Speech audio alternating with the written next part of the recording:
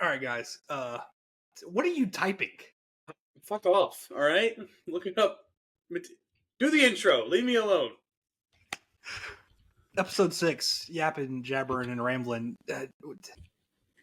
You weren't typing 30 seconds before we started this. Well, I can change in 30 seconds. Oh my god.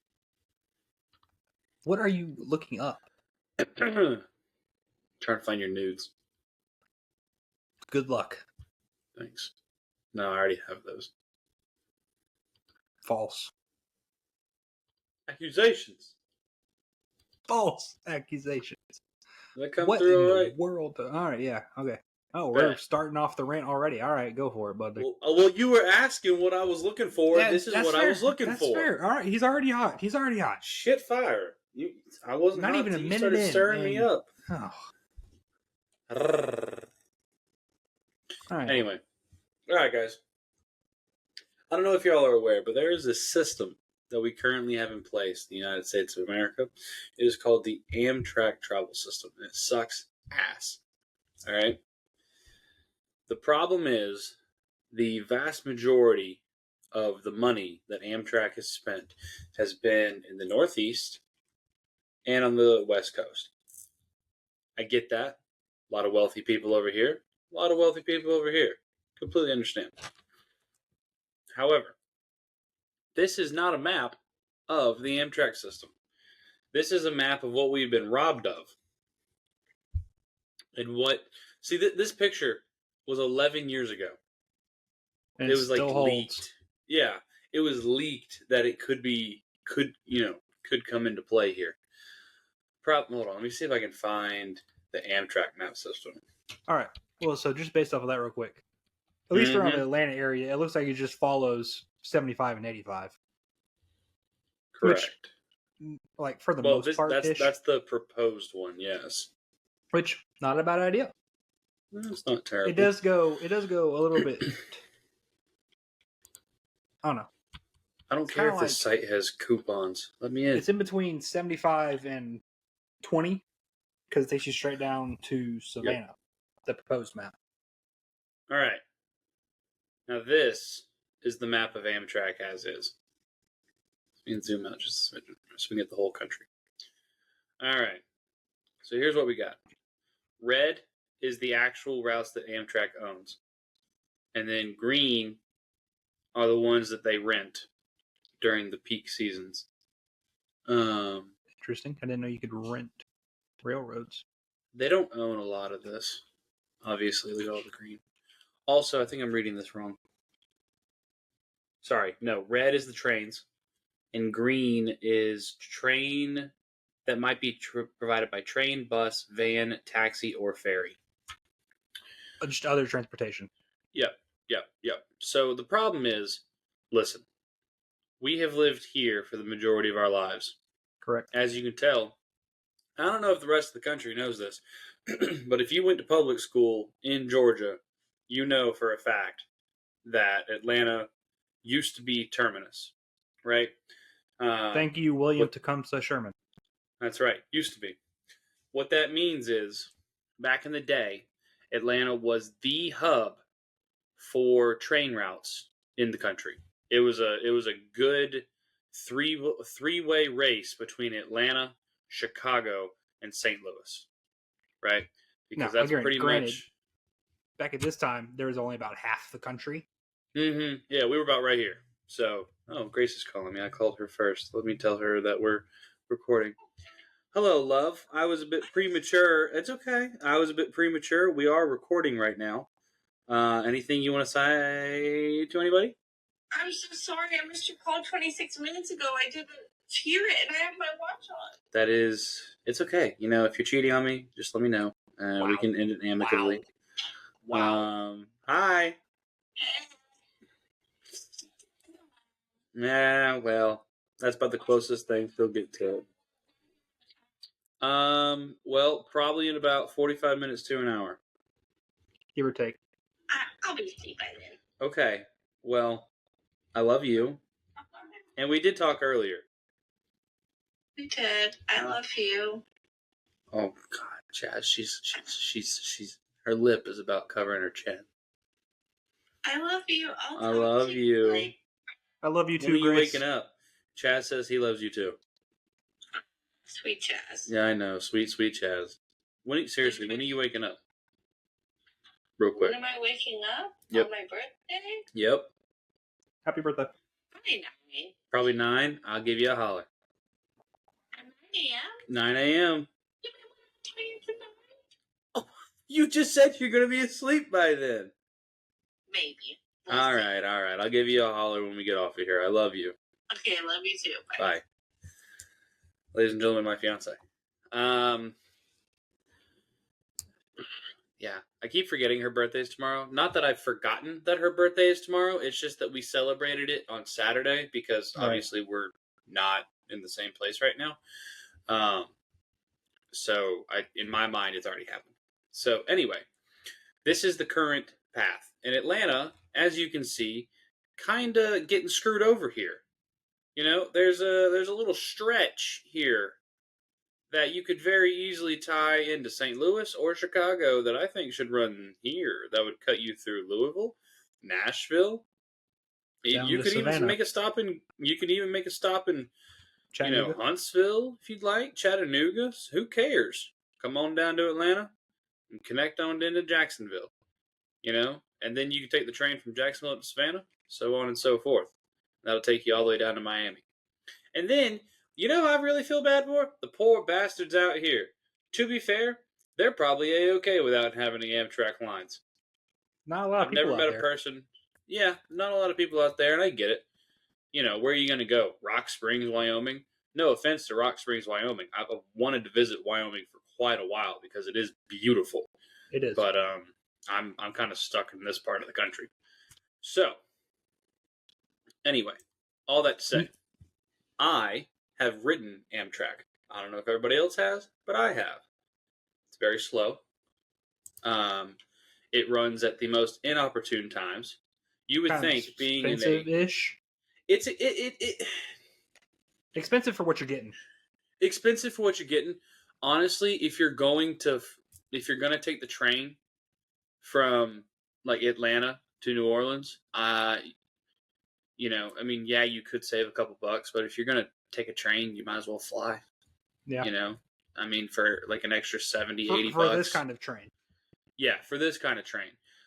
Because here's the schedule last I rode the train, which was just over a year ago. And I have double checked it since then because I was planning a bachelor party that at one point was going to be down here. And we could have taken the train to Hattiesburg and then driven to Biloxi. So the schedule's still the same. So I would take the train from Atlanta to, to Greensboro. All right. That was a 12-hour train ride. No, that was a 10-hour train ride. You know how far that is by car? 5 hours. I would say 6 longest. Hours. It's about 4.5 hours. But you get stuck in a decent bit of traffic in this stretch here. Yeah, you gotta pee, you gotta eat, you gotta get gas. Exactly. So all that to be said, that's not even the kicker. I don't mind it taking longer because I understand you can't go as fast hauling this much cargo, and you got to stop at all these places, right? I don't mind that. The train leaves Atlanta at 11:30 at night. That's you're right. That is an inopportune time. That is an inopportune time. Now, if you're going south, it's not bad. You leave it, I think, because coming back from Greensboro to Atlanta, you'd get into Atlanta right around 9 o'clock. And then they stop in Atlanta for about 30 minutes, and then they head on south down to New Orleans. This poor train literally makes the trip from New Orleans to Greensboro and back every day. I would hate to be that Conductor. Operator. Engineer. There you go. So anyway, just from God bless freaking America. Where are you?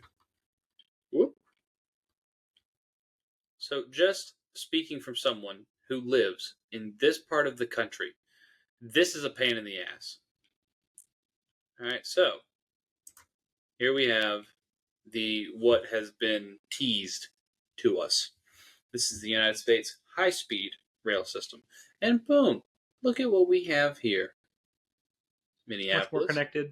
Milwaukee, Chicago, Louisville, Nashville, Chattanooga, Atlanta. For some reason, they're stopping in Macon for some reason. Savannah. Just so you can get on that other railway, probably. Where? Oh, in Macon? Yeah. No, Macon's right here, bub. Oh, then what's the? Oh, is that Atlanta? That's okay. That's Atlanta. Mm-hmm. That makes sense. Yep.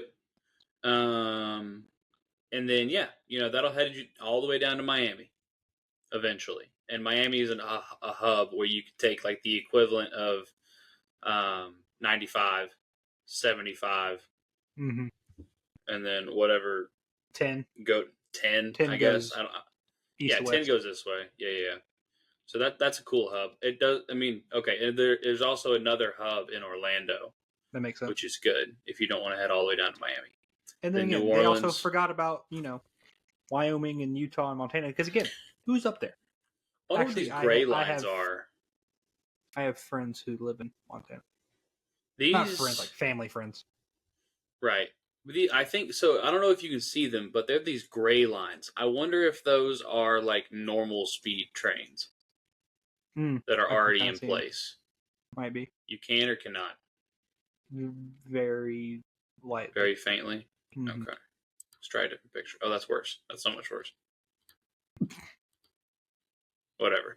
Work with me here. I get the point. So anyway, like you hit all the big cities still. I just think, like, from a personal perspective, I think adding this line would add the quality of life that this would be looking for. And also, let's see how fast these things are going. Also, shout out to Business Insider. I saw 220 on the map. Get out of here. Which, because, like, if that was... Could be in place by 2030. Bitch, it is 2024. It's going to take a lot more than 5.5 years. Mm-hmm. To be fair, this was written 11 years ago.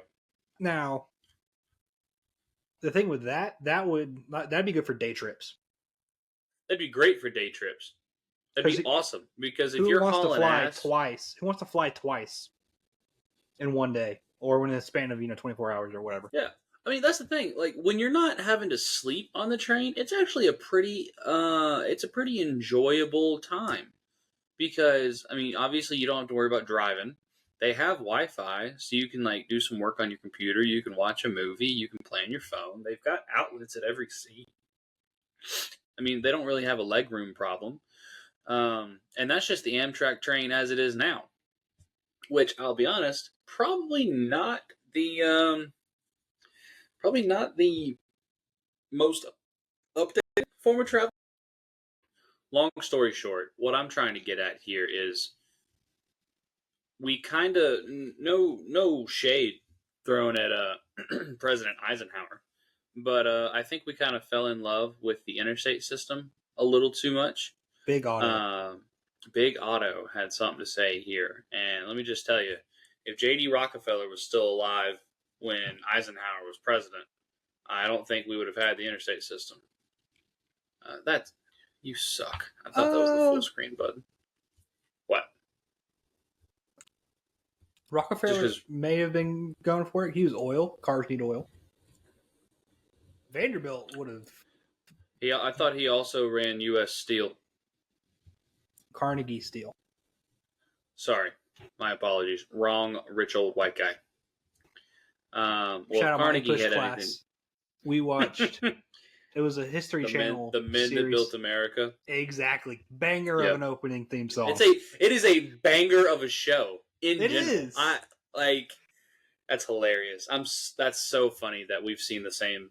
I mean, to be fair, it's not like that out of left field because, we both did take U.S. history. But anyway. I was invested. It's a good show, dude. I was like, 16, 17 years old. Yeah, these dudes have beef. This is hot. But anyway, I think if whoever had a little bit more pull in the U.S. Steel, probably would have stood by this because you need steel to make railroad tracks, especially high-speed railroad tracks.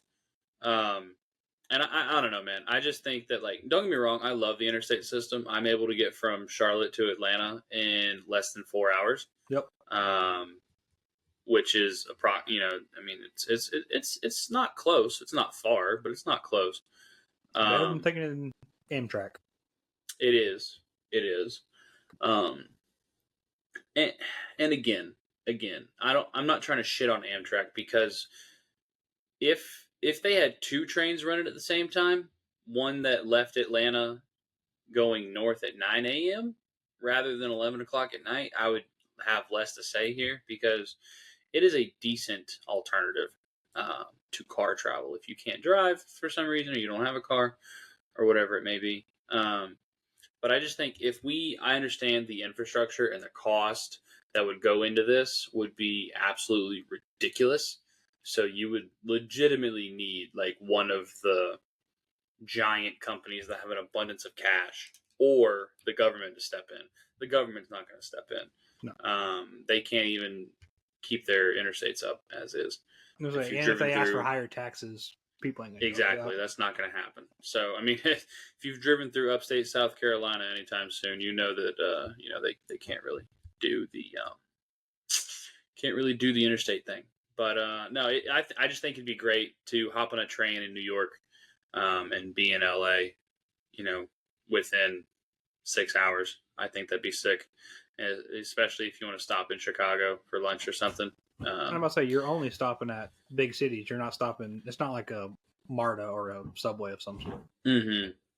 Yeah, I mean, obviously, this would also be kind of dependent upon the local public transit systems. I mean, there's Lynx in Charlotte. There's the MARTA in Atlanta. Those would get a facelift, but I think we could do it if we dedicated ourselves to it. The American ingenuity and all that, and finally get the Europeans off our asses. And the Americans, they don't have public transport. Back-to-back World War champs. So if it wasn't for us, you'd be speaking German. That's right.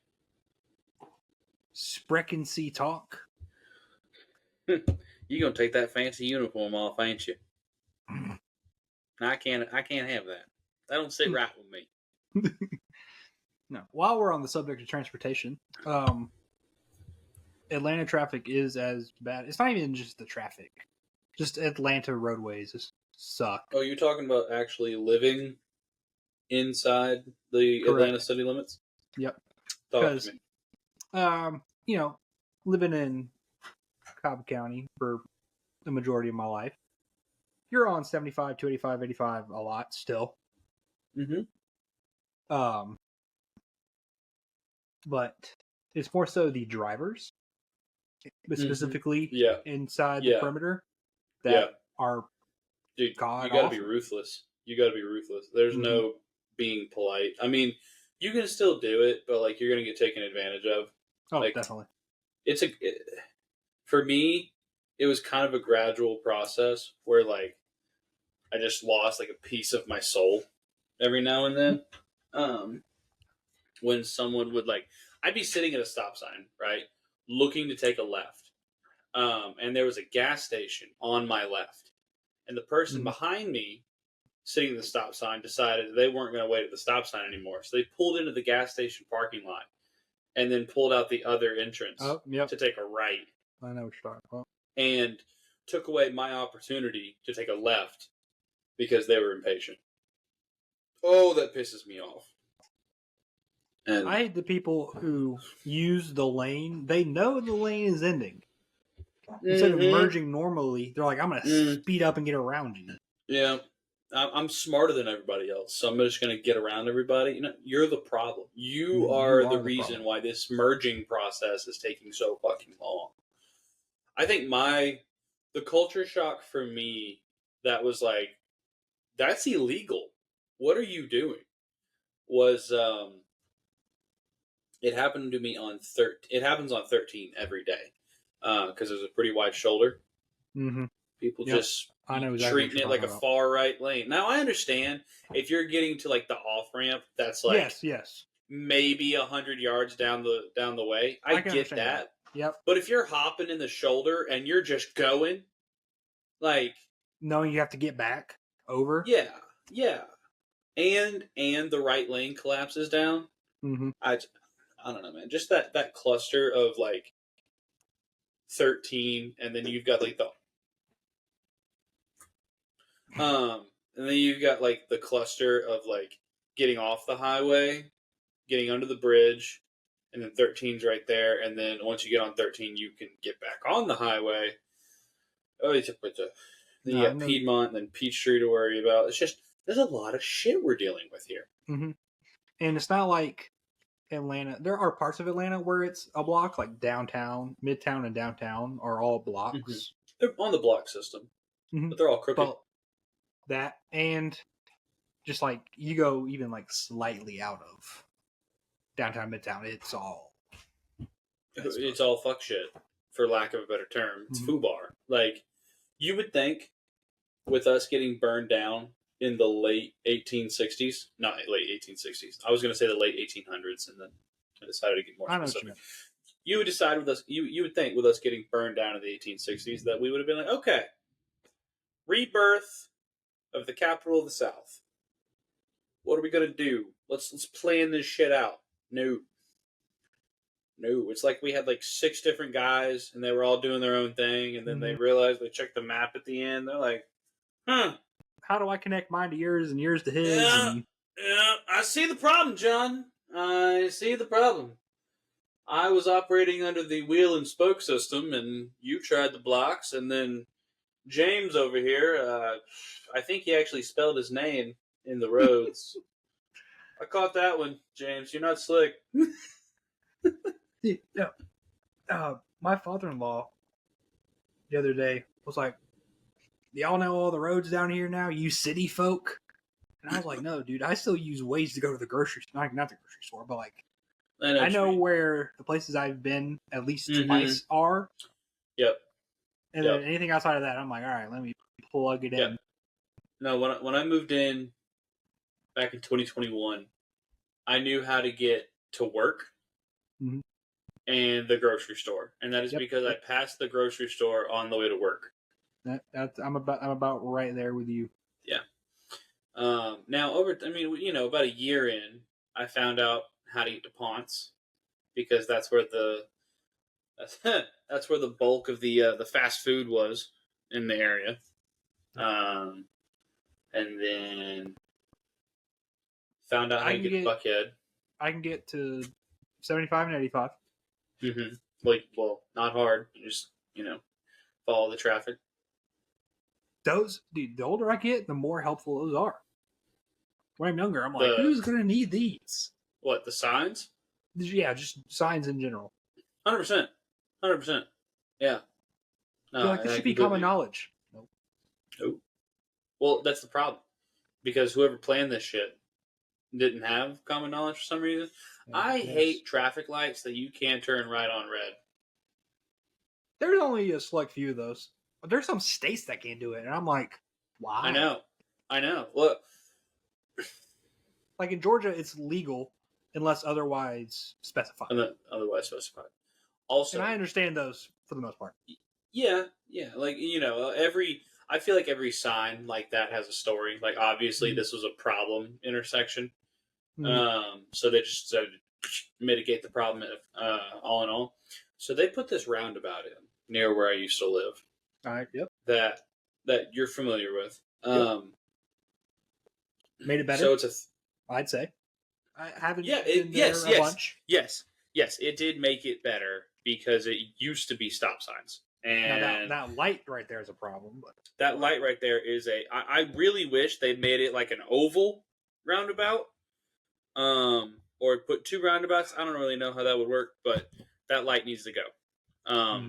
So anyway, for those of y'all who don't know Atlanta very well, for those of y'all who do, it's the exit under 85 where 13 is right there, and you can get off Monroe Drive, Armour Drive, all that, going to Sweetwater.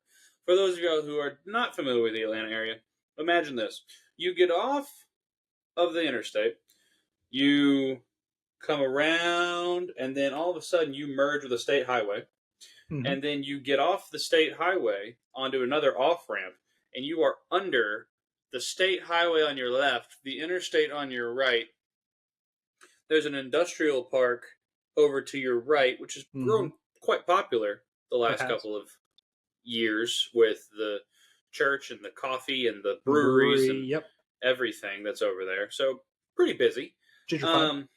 Yeah, exactly. So you're sitting on this off ramp. You go straight, you get back onto the state highway. You take a right, you go to this industrial park. You take a left. Yeah, exactly. Yes, it does dead end. That's a good point. You take a left, maybe 100 yards from that intersection, there's a roundabout. You can only go left or right. Left or right. Yes, there's no straight. The problem that I have with that roundabout is once you take a left to go to that roundabout, there are 2 lanes. The right lane allows you to go directly right without having to yield as much. Obviously, there are still cases where you have to do that. And the left lane only goes to the left. It does not allow you to take a right in this roundabout. I think that's the dumbest thing they could have done. I think that they either need to make the whole roundabout 2 lanes, which they don't have room for, or make the whole roundabout 1 lane. Because what happens is you're sitting in the, unless you know already, because there's not a sign, unless you know, if you are in the left lane on this exit ramp and you go to take a left and you need to take a right, you are fucked. You gotta go all. You're gonna have to cut. You're gonna going around. You either go around the roundabout or you cut somebody off. I have seen multiple accidents happen at this intersection. I believe it. And then because most of the time it's the people that are stuck in the right lane that are trying to get over to the left during this 100-yard turn that you have. All right, I feel like I have ranted a lot about transportation. Chaz, please talk. Please bring up something else. All right, I can do that. So the home run derby is still currently on when I'm not watching it. Marcel's out, so I stopped watching. Is there anything less meaningful in sports than all-star games? Ooh, that's a good question. Would you want a monologue for a bit? I can. I just think like it's supposed to be a weekend where all your stars are participating. I know for I think baseball, basketball, and football, MLB, NBA, and NFL, fan vote is at least a majority of it, if not all of it, for starters. I know in the MLB, fan vote gets you the starters, and then the managers decide who gets. Managers and player vote also decide who's on, fills out the rest of the roster. So like all-star games themselves, very watered down to what they used to be. Like NFL has completely gone away from it. They do the Pro Bowl games now, combines, yeah, which honestly kind of better than just a game that is a very glorified scrimmage. I wish they did like the combine, but more fun. I'd like to see how many times offensive and defensive linemen can rep out 225. So I know with the NBA is the worst in my opinion. I'm also not a huge NBA fan, but NBA is the worst because there's no stars in the dunk contest. It's all like dudes on their first contract who are just athletic enough to do crazy dunks. And with the dunk contest being as old as it is, everything is kind of done. Like, you can only get so creative. So I think the NBA needs to rebrand everything with theirs. Now, the MLB, the home run derby, I would say is much more entertaining than the All-Star game itself. It has stars in it. It's got stars and it's got home runs. Like, is it a representative from each team? Is that how this works? I'm not very well versed. In the All-Star game, yes. In the home run derby, there's only 8 dudes. How do those 8 guys get decided upon? I'm sure the league asks certain people, like case studies, like fans. popularity. No, like the players. Oh yeah, okay. So like Gunnar Henderson, who's the shortstop for the Orioles, I'm pretty sure is leading the league in home runs. He was in it. Sure. Marcell Ozuna from the Braves. From the Braves. From the Braves. How would you feel about switching it up to just it's 8 guys? Yeah. How would you feel about just switching it up to the 8 players that are leading in home runs to that point? That's what they want to do. I think they want to do that. Like again, Henderson's leading the league. I'm pretty sure Marcell is first or second in the NL. Mm-hmm. So there's again a lot of stars in the home run derby. I feel like. Is it 4 and 4? So they changed it up this year. So it used to be when I first remember watching it, it was just you get 10 outs and your swing was either an out or a home run. I'm sorry, I meant representatives from the American and the National. I think they try to do that. I'm not sure. Okay, but it's not like set in stone. No. This year, so you have Garcia, Ramirez, Henderson, and Witt from the AL. Bohm, Ozuna.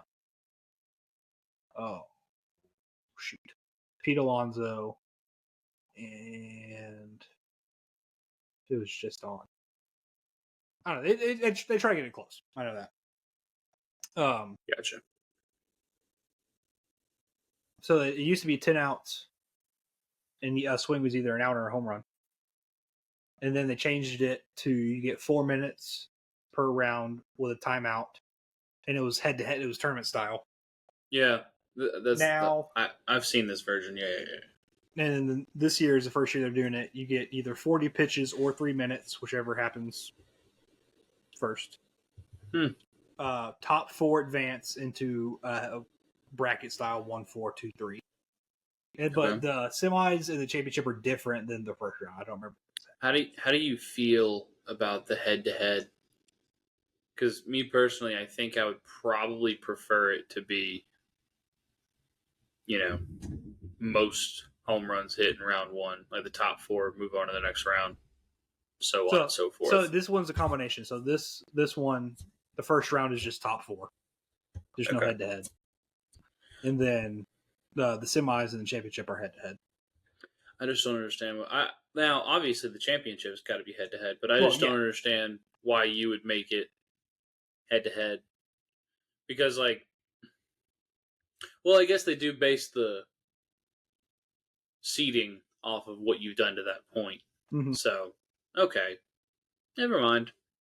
Because I remember there was one year, I think it was Pete Alonso, maybe, that won it, and I think he hit the 3rd fewest home runs, and then ended up winning the championship. I think that was a problem with some of it.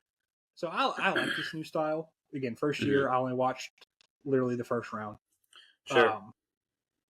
I like this because 4 minutes, man, you're hurting your pitcher's arm. Not that they care, but that's a lot of swings, dude. Mm-hmm. 40 swings in 3 minutes. It's a lot. I mean, it's it's like high school BP. I mean, you're getting in there now. Okay. Also, in addition, the first round, I'm not sure the second round. So the first round, you got 40 pitches or 3 minutes, and then you get 3 additional outs. So, and then if you hit one 425 or more, you get an additional out. So what do these outs have to do with anything? Just more home runs. So 4 additional outs mean you keep swinging until you get 3 or 4 outs. I thought it was timed or pitch count. The 3 minutes is. But then in addition to that, you get 3 more outs with a bonus if you hit 425. Oh, okay. So you hit for 3 minutes, and then at the conclusion of the 3 minutes, then it's like a normal at bat. Correct. But swings, you have to swing at everything.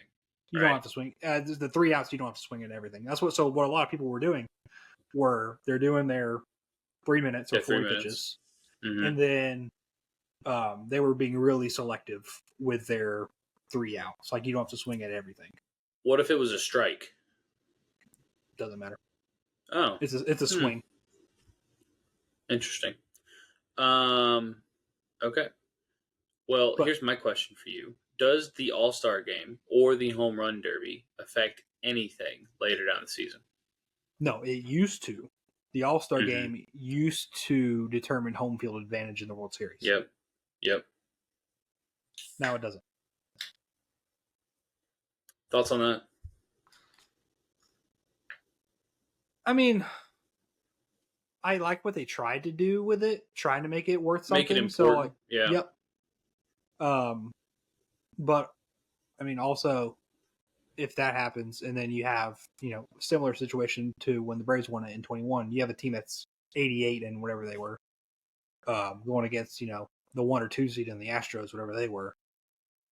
And say the NL won the All-Star Game, Braves get home field advantage. Yep. Maybe Altuve should have hit a few more home runs in the All-Star Game. Yeah.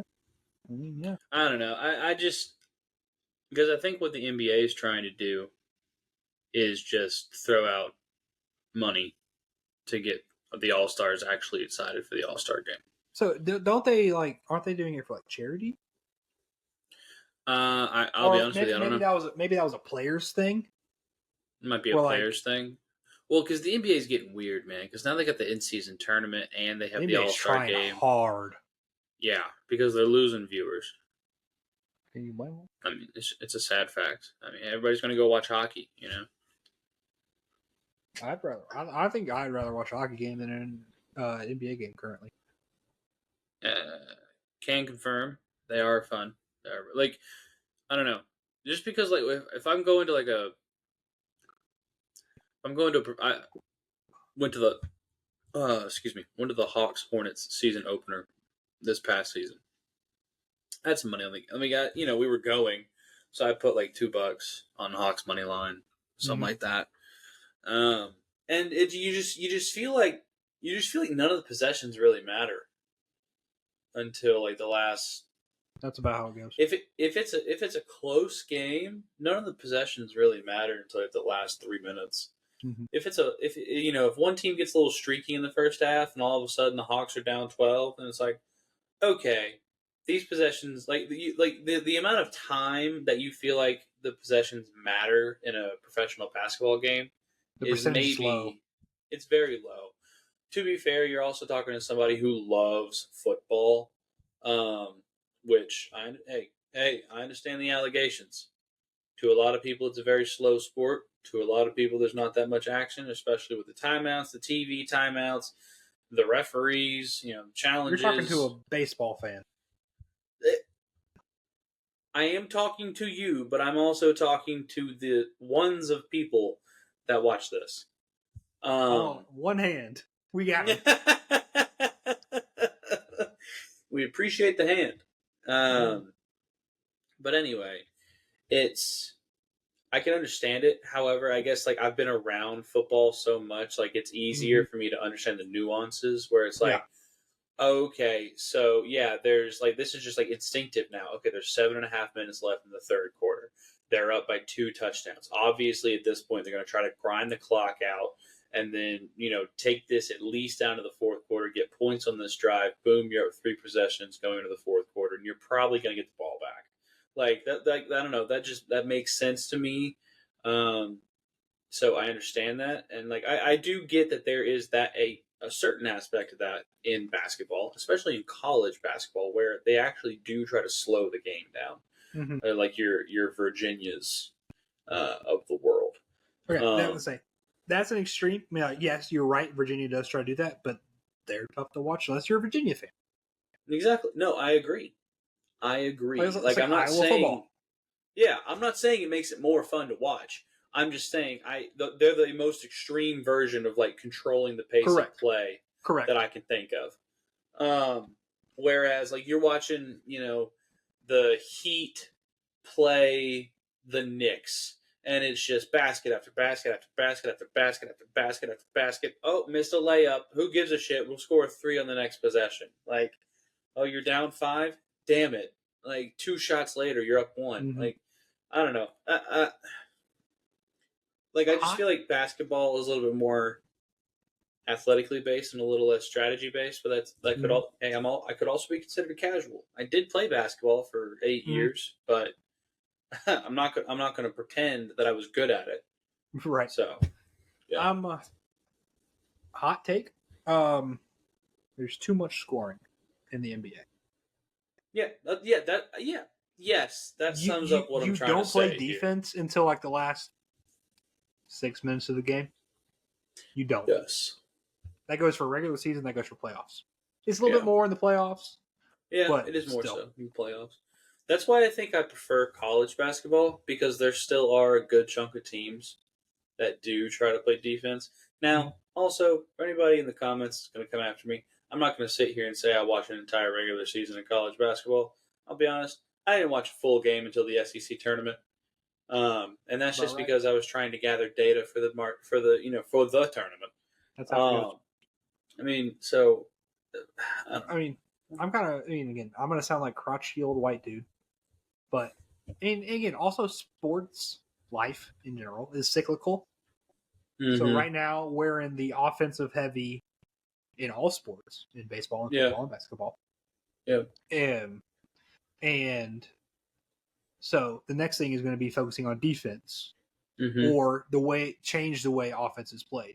So the big revolution, whatever one, in football, for example. Depends on what you're about to say. Going to a spread offense. That would be a revolution. Okay. So, for football purposes, teams were big in the middle, in the box. So we're like, hey, let's spread these dudes out and play in space. Same thing with basketball. Basketball is all about spacing now. So I think the next thing in football is going to be getting back to running the ball up the middle, which again, to be successful in football, you have to do that anyways. Right. But to really put an emphasis on that, right, in a complimentary way. Yes, and you've seen it, right? Like with the Eagles when they made their Super Bowl appearance. When you look at any team that Christian McCaffrey has been on, I would say the Niners are a pretty good example of that. Yeah, the Niners are a great example. I mean, they,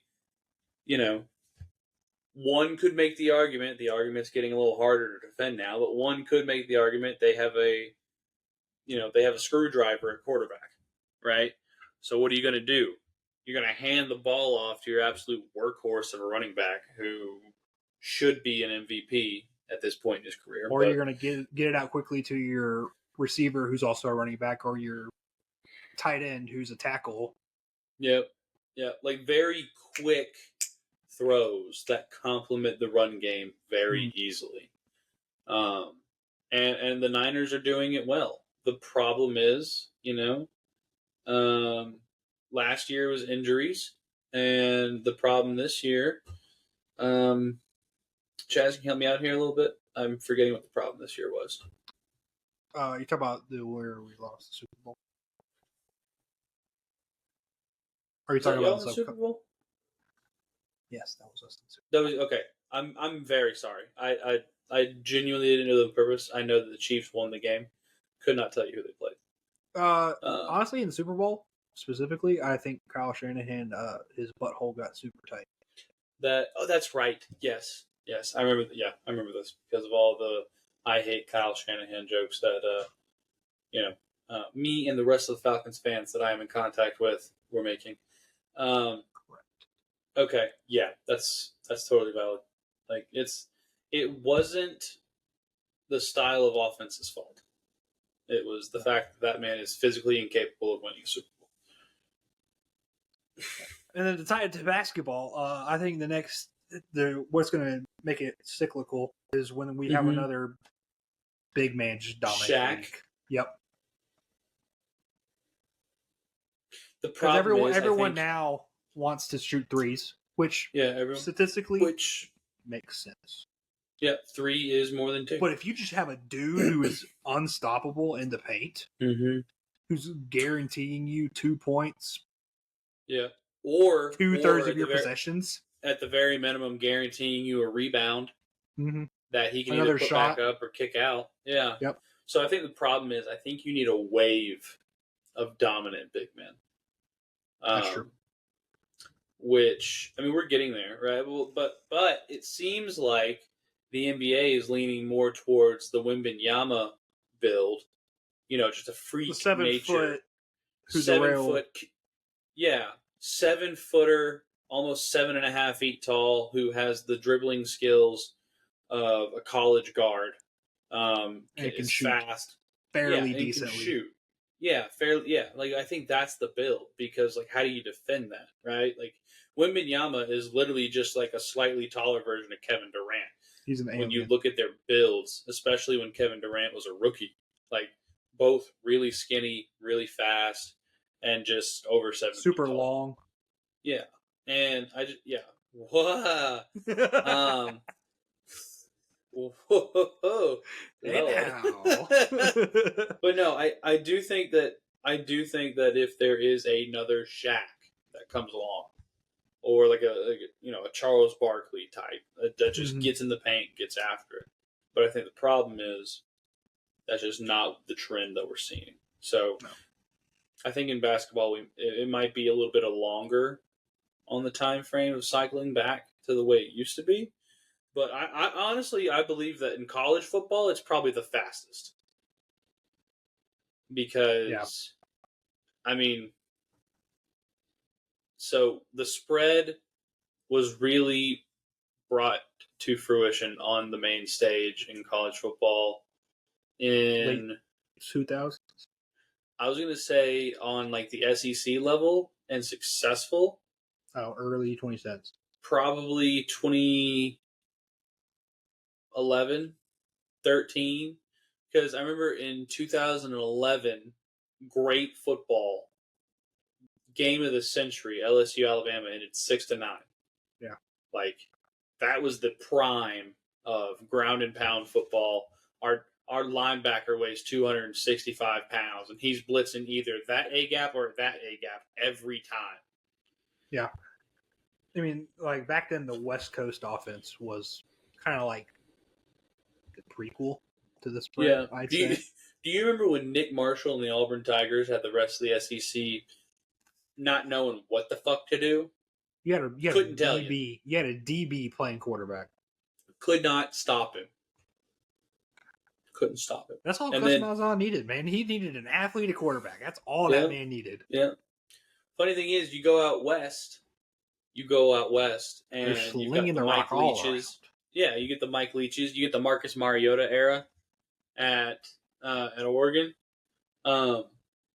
Chip Kelly. Chip Kelly. Chip Kelly. Yeah. But like now in professional football, I do feel like it's taking a little bit longer because the Eagles were really successful at running the ball. Obviously, like with the tush push and everything, they just had like the perfect offensive line, the perfect running back core to do it, and one of the strongest quarterbacks ever played the game. Be able to make that play run. But other teams don't seem to be like that worried about beefing up their run game. Not anymore. Because like they kind of do their own thing. Like the Ravens obviously have a freak of nature at quarterback, so they try to build the offense around Lamar and his ability to be the dual threat. And then I really just think the talent pool is so much smaller in the NFL just because they're so much more selective that you have to make your offense work to a point around who you have, especially the upper echelon of these playmakers. So I think that's why the NFL is a little less quick to adapt. Mm-hmm. It takes probably the span of someone's contract for the offense to truly change. All right, this was fun. This was good. Whew. Damn. Whew. Man, I was some water. You earned it. I'm sorry. I'm sorry. No, we talked about stuff that I'm passionate about: public transportation and sports. Yeah. This is probably going to be the last one we do. For a minute. I would say, while you're a quote unquote single man. Yeah. Because I mean, next week I'll be preparing for the wedding again. Yep. I'm Yep. gone. And then the week after that, I will be out of office. Out of the country. Out of the country. Yes, thank the Lord. And then the week after that, I might want to actually spend some time with my new wife. Crazy. So, I know. But, all right, man. Well, I appreciate Yes, sir. Glad you all listened to us again, and we'll see you next time.